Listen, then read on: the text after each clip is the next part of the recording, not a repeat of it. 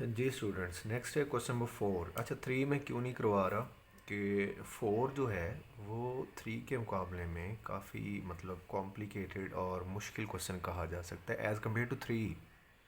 मैं ये नहीं कह रहा कि क्वेश्चन होगा ही नहीं या बहुत ज़्यादा मुश्किल है। तो आप लोगों ने क्या करना है, क्वेश्चन नंबर 4 कर लेना है। 3 जो है वो आप ख़ुद भी ट्राई कर सकते हैं।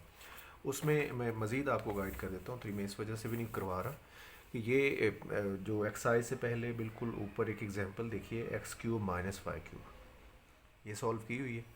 अगर ये आप सॉल्व कर लेते हैं तो इसमें और आपके क्वेश्चन में 3 में कोई फ़र्क नहीं है। क्या फ़र्क है, सिर्फ एक साइन का, यहाँ माइनस आ रहा है वहाँ प्लस आ रहा है, तो आपके फार्मूले के भी दो साइन चेंज हो जाएंगे। बाकी अदरवाइज सेम टू सेम ऐसे ही करना है जैसे एग्जाम्पल की हुई।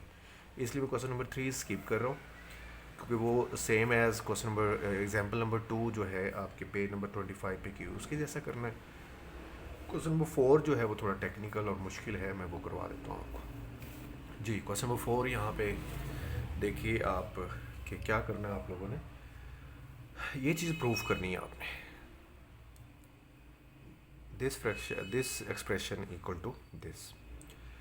आपने क्या करना है, इन दोनों क्वेश्चन में, स्पेशली 3 और 4 दोनों की बात कर रहा हूँ जो प्रूव करने वाले क्वेश्चन हैं, आपने इन दोनों को प्रूव करते हुए कौन सी साइड सेलेक्ट करनी, वो साइड सेलेक्ट करनी जिसमें ओमेगा आ रहा है। अब ओमेगा किस साइड में आ रहा है, राइट हैंड साइड में। तो आपने राइट हैंड साइड सेलेक्ट कर ली, ठीक हो गया। राइट हैंड साइड लेने के बाद आप लोगों ने क्या करना है कि कितने फैक्टर्स आ रहे हैं, कितनी एक्सप्रेशंस हैं जो आपस में क्या हो रही हैं, मल्टीप्लाई हो रही हैं। 3 है, 1 2 3, ये 3 ब्रैकेट्स जो है ये आपस में क्या हो रही हैं, मल्टीप्लाई। अब आपने इन तीनों को आपस में मल्टीप्लाई नहीं करना। इनमें एक ऐसी एक्सप्रेशन भी है जिसमें ओमेगा नहीं आ रहा, तो आप क्या करिए, जिसमें ओमेगा नहीं होगा उसको मल्टीप्लाई नहीं करना, जिनमें ओमेगा आ रहा है उनको आपस में मल्टीप्लाई कर दे। मल्टीप्लिकेशन कैसे करनी है यार, वो तो आपको आना चाहिए कि एक्स तमाम फैक्ट नंबर्स के साथ मल्टीप्लाई हो जाएगा, ये भी सबके साथ मल्टीप्लाई हो जाएगा, ये नेक्स्ट वाला भी सबके साथ हो जाएगा। पहले इसको सबके साथ करें, फिर इसको सबके साथ करें, फिर इस वाले को सबके साथ करें। कितनी टर्म्स बननी चाहिए, जब ये एक होगा तीनों के साथ तो 3 आएंगी, फिर ये एक होगा 3 आएंगी, फिर ये एक इन तीनों के साथ होगा तो 3, 9 टर्म्स आनी चाहिए। ये देखिए मैंने करके रखा हुआ है, 1 2 3 4 5 6 7 8 9, 9 टर्म्स। तो ये आपने बड़े ध्यान से इनको क्या कर लेना, पहले मल्टीप्लाई कर लेना है। मल्टीप्लाई करने के बाद मैंने आपको बच्चों फार्मूला लिखवा दिया। अगर आपके फार्मूला माइंड में है तो आपको क्वेश्चन करने में मसला नहीं होगा इंशाल्लाह।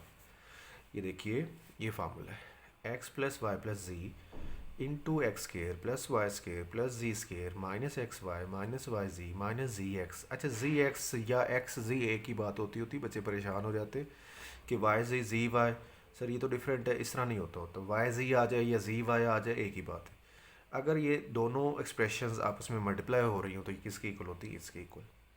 आपने फार्मूला याद कर लेना है और बाद में जब आप मल्टीप्लाई कर रहे होंगे तो इस तरह से नंबर्स को अरेंज करना है कि पहले एक्स प्लस वाई प्लस जी रखना है, फिर कौन सी टर्म्स लेनी है, एक्स स्केयर वाली, फिर वाई स्केयर वाली, फिर जेड स्केयर वाली, फिर एक्स वाई वाली, फिर वाई जी वाली, फिर जी एक्स वाली। तो मैंने क्या किया यहाँ पे, मैंने इन टर्म्स को अरेंज कर दिया। ये देखिए गौर से कि मैंने क्या किया, पहले स्केयर वाली टर्म्स लिखी, एक्स स्केयर वाली, वाई स्केयर वाली, जी स्केयर वाली। मतलब यहाँ पे ये रैंडम पड़ी हुई, अब मैं इनको अरेंज करने लगा, एक्स स्केयर वाली, फिर वाई स्केयर वाली, फिर जी स्केयर वाली, फिर एक्स वाई वाली टर्म्स। ये देखो ये दो हैं, इनको मैंने कंबाइन कर लिया। फिर आ गई वाई जी वाली टर्म्स, फिर आ गई जी एक्स वाली, जी एक्स जी एक ही बात है। एक्स स्केयर वैसे आ गया, वाई क्यूब आपको पता है, सॉरी ओमेगा क्यूब आपको पता है 1 होता है तो 1 लगा दे, यहाँ पे भी 1 लगा दे। इन दोनों में से गौर से देखिए कॉमन आ रहा है एक्स वाई। मैंने शुरू में पहला क्वेश्चन नंबर 2 करवाते हुए आपसे कहा कि ओमेगा कभी भी कॉमन नहीं करना। यहाँ देखिए ओमेगा कॉमन आ रहा है, आपने नहीं करना। आपने सिर्फ क्या करना है, ओमेगा को अगर सेपरेट करना चाह रहे हैं, ओमेगा को आइसोलेट करना चाह रहे हैं, यहाँ से ख़त्म करना चाह रहे हैं, तो आपने ओमेगा को कॉमन नहीं करना। अदर फैक्टर्स अगर कॉमन आ रहे हैं तो कर लें। एक्स वाई कॉमन आ रहा है, कॉमन ले लीजिए। यहाँ से वाई जी कॉमन आ रहा है, कॉमन ले लीजिए। यहाँ से एक्स जी कॉमन आ रहा है, वो भी कॉमन ले लीजिए। ओमेगा स्केयर प्लस ओमेगा -1 के इक्वल होता है, पीछे मैंने क्वेश्चन नंबर 2 में आपको करवाया। ओमेगा स्केयर प्लस ओमेगा 4, ये तो मैंने कहीं नहीं बताया कि -1 के इक्वल होता है। बेसिकली ये जो ओमेगा 4 होता है ना, ओमेगा 4, ये देखिएगा कि ओमेगा 4 जो होता है वो इक्वल टू होता है omega cube dot omega. Omega cube क्या हो गया 1 इंटू ओमेगा, यानी कि ओमेगा 4 बेसिकली ओमेगा के इक्वल होता है अगर हम सिंप्लीफाई करें। तो ये भी ऐसे ही समझ लें कि ओमेगा प्लस ओमेगा स्केयर ही है, ओमेगा 4 ओमेगा के इक्वल है ना, तो फिर ये ओमेगा प्लस ओमेगा स्केयर बन जाएगा। यहाँ पे -1 लगा सकते हैं आप। अब ये X square plus Y square plus Z square, X Y into -1 minus X Y, ये minus Y Z minus Z X, ये एक्स जी ए की बात है, मैंने कहा आपसे लिखना चाहे तो लिख लें, कोई मसला नहीं, एक्स जी लिख दें बेशक आप।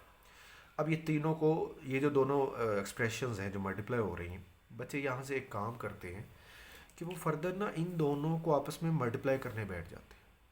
मल्टीप्लाई करके भी यही आना है, ये जो आ रहा है यही आएगा। फार्मूला बताने का मकसद क्या था कि फार्मूले से आपका क्वेश्चन डायरेक्टली हो जाता है और जल्दी हो जाता है, ये चीज़ आपको डायरेक्ट मिल जाएगी। तो आप फार्मूला याद करें, उससे ज़्यादा मतलब आप इजीली और जल्दी कर लेंगे। तो अगर फार्मूला लेट्स सपोज आपको भूल जाता है तो फिर आप क्या कीजिए कि इसे और इसे, ये दोनों एक्सप्रेशंस जो हैं आपस में क्या कर लें, मल्टीप्लाई, सिंपल मल्टीप्लाई जिस तरह करते हैं। मल्टीप्लाई करने के बाद आपको यही आंसर मिलेगा, और ये आंसर किस में चाहिए आपको, कहाँ पे चाहिए, लेफ़्ट साइड में। तो लेफ़्ट साइड बन गई, यानी कि ये चीज़ equal to left hand side. Hence हम लिख सकते हैं कि लेफ्ट हैंड साइड और राइट हैंड साइड आपस में इक्वल है, बराबर हैं, और यही बात हम क्या करना चाह रहे हैं, प्रूफ करना चाह रहे हैं। नीचे हम क्या लिख देंगे कि हमारा क्वेश्चन क्या हो चुका है, प्रूव हो चुका है। और बच्चों एक चीज़ और मैं आपको गाइड कर दूं कि क्वेश्चन नंबर, चैप्टर नंबर 1 और 2 जो है ये आप अच्छे से कीजिएगा दोनों चैप्टर्स को। वैसे आपको 10th में तो काम आने ही आने, लेकिन जिन बच्चों ने आगे इंटर में जाके मैथ्स करना है, मैथमेटिक्स रखना है, एफएससी या आईसीएस के अंदर मैथ्स अगर वो करते हैं मैथ्स के साथ, तो उनको वहाँ पे ही काम देगा। वहाँ पे चैप्टर नंबर 4 जो है वो आपके चैप्टर 1 और 2 दोनों को मिला दिया जाए तो चैप्टर 4 बनता है। मतलब दोनों का जो सिलेबस है मर्ज कर दें हम, तो वहाँ पे चैप्टर कौन सा बनेगा, 4। तो आपको ये दोनों चैप्टर्स अच्छी तरह से करने चाहिए। क्लियर हो गया, ये प्रूव हो गया। क्वेश्चन नंबर, ये जो क्वेश्चन हम कर रहे हैं ये एज इट इज़ आपको इंटर की मैथ्स में भी मिलेंगे, ये सेम वहाँ पे मौजूद है, यही इवन के स्टेटमेंट्स भी यही हैं। तो अभी आप अच्छे से कर लें, वहाँ जाके इंशाल्लाह आप कंफर्टेबल होंगे, आपको इतना ज़्यादा मसला अभी नहीं करेंगे तो फिर अंडरस्टूड वहाँ पे भी जाके आपको क्या होगा, मसला होगा। क्वेश्चन नंबर 5 पे आते हैं, लास्ट क्वेश्चन इस एक्सरसाइज का। हमें एक एक्सप्रेशन गिवन है 1 प्लस ओमेगा, कुछ फैक्टर्स आपस में क्या हो रहे हैं, मल्टीप्लाई हो रहे हैं, 1 plus omega square 1 plus omega 4 into 1 plus omega 8 up to सोन 2n फैक्टर्स इक्वल टू 1। ये आपने प्रूव करना है, यानी कि इस चीज़ का जो आंसर है वो 1 आना चाहिए। आपने लेफ्ट हैंड साइड सेलेक्ट कर लेनी। लेफ्ट हैंड साइड के अंदर जो 4 फैक्टर आपको गिवन है, इनमें चारों में देखें आप कि 1 प्लस ओमेगा तो फर्दर सिंप्लीफाई नहीं हो सकता, ये एज इट इज़ लिख देना है। 1 प्लस ओमेगा स्केयर भी, ओमेगा स्केयर से मज़ीद शॉर्ट तो हम नहीं इसे कर सकते ना, तो इसको भी एज इट इज़ लिख देना आपने। ओमेगा स्केयर आ जाएगा। ओमेगा 4 को आप सिंप्लीफाई कर सकते हैं, क्या लिखेंगे, omega cube into omega. Omega 8 को भी कर सकते हैं आप, ओमेगा 6 बनेगा ना basically, omega 6 into omega square. क्यों 6 क्यों लिख रहे हैं, क्योंकि 6 जो है वो 3 के टेबल में आएगा। तो मैंने ओमेगा 3 की 2 लिखा, यानी कि 6 ये हो गया, और ओमेगा स्केयर तो 6 और 2 8 पूरा हो जाएगा। तो यहाँ पे 1 आ जाएगा, 1 इंटू ओमेगा, ओमेगा ही बच जाएगा, तो 1 प्लस ओमेगा, और यहाँ से आ जाएगा 1 प्लस ओमेगा स्केयर। अच्छा, यहाँ से ये 2n फैक्टर्स वाली क्या चीज़, इसमें क्या मतलब है, लॉजिक है कि जो 2n फैक्टर्स है ये आप यहाँ तक तो लिखते आइए कि ये जो फैक्टर्स हैं ये ऐसे 2 टाइम क्या हो रहे हैं, रिपीट हो रहे हैं। तो यहाँ पे जब आप आएंगे, यहाँ पे तो आपने क्या करना है, आप ये देखिए कि ये जो फैक्टर है वो कहता है ये फैक्टर 2 टाइम या 2n फैक्टर्स क्या हो रहा है, ऐसे अप टू सोन चलता जा रहा है। अगर आप इसमें से एक पेयर लिख लें, एक फैक्टर लिख लें, क्या लिख लें, एक फैक्टर लिख लें, तो फिर आपको क्या लिखना पड़ेगा, यहाँ पे 2n फैक्टर्स के बजाय क्या लिख देना, n फैक्टर्स लिख देना। ठीक। अच्छा, ये n फैक्टर्स आपस में, इस तरह के n फैक्टर्स आपस में क्या हो रहे हैं, मल्टीप्लाई हो रहे हैं, तो आंसर कितना आएगा। मतलब मैं आपसे एक बात करता हूँ कि a plus B into A plus B किसके इक्वल होता है, a प्लस बी का होल स्केयर। अगर मैं कहूँ a plus B into A plus B into A plus B, ये किसके इक्वल होता है, आप कहेंगे a प्लस बी का होल क्यूब। मतलब यहाँ पे आपको पता है कि कितने फैक्टर मल्टीप्लाई हो रहे हैं, 3 है तो आप पावर 3 लिख देंगे, 4 है पावर 4 लिख देंगे। अगर आपको पता ही नहीं, let's suppose A plus B के कितने फैक्टर हैं, n फैक्टर्स है, मतलब इसकी जो फैक्टर्स की तादाद है वो n है। तो हमारे पास जो पावर आएगी इसकी वो भी कितनी आएगी, n आएगी। n का मतलब क्या होगा कि जितने फैक्टर होंगे उतनी पावर बन जाएगी। मसलन यहाँ पे 2 थे, पावर 2 हो गए, 3 थे, पावर 3 हो गए। अब यहाँ पे n फैक्टर्स हैं, लिहाजा पावर भी कितनी बनेगी, n।